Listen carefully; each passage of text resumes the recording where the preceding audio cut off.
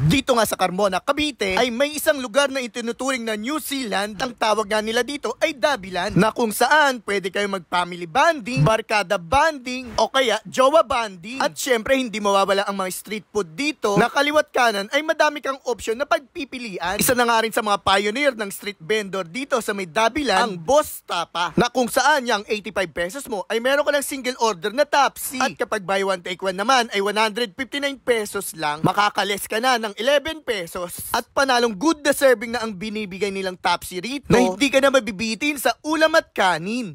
Ay mga taga, dito tayo sa may Dabilan. Dito yung tinuturing na New Zealand ng mga taga Carmona, Cavite. At dinahin natin dito yung Boss Tapa. Yan guys. Ito, 85 pesos lang guys yan. Pero pag buy one take one, so guys, pag buy one take one, 159. Makakalis kayo ng 11 pesos. Kasi na natin itong Boss Tapa guys yan. Tikman mo natin yung beef tapa nila.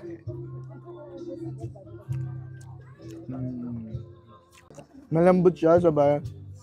May manamis-namis na may konting alat. The best daw to pag lalagyan ng suka, guys. Dati, uli na sinabihan ako nalagyan ng suka. So, subukan natin may suka, guys. Masim. Masim, no? Sakto lang.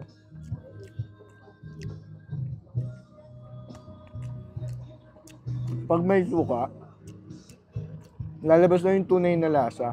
Kumbaga, pag may suka na, nagko-complement na yung tamis, alat, so may konting asim. So, parang total ng lasa. Kakaibang lasa. Isa din to sa mga pioneer dito pagkakalaman ko sa Dabilan guys. Boss Tapa. Kaya hindi din to nawawala ng mga customer na guys. Mayat dating nila. Kaya makikita mo madaming nakabang doon na tray yan guys. Tikpan ba natin?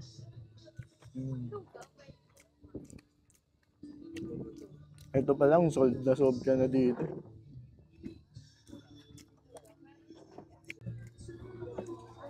Chop.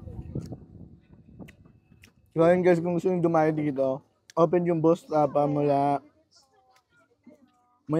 Tuesday hanggang Sunday. Pag Monday, close sila. Sabihin, operation hours nila, 3:30 ng hapon hanggang 9 PM guys. Minsan hanggang may supply pa, nagbebenta pa sila para daw makatikim yung iba ng Boss Tapa. Malalaki yung beef chunks nila guys. And guys, kung gusto makatikim ng ganito, dahil na kayo sa Dabilan, hanapin nyo lang yung Boss Tapa, bandang gitna lang sila. So yun lang, salamat, paalam.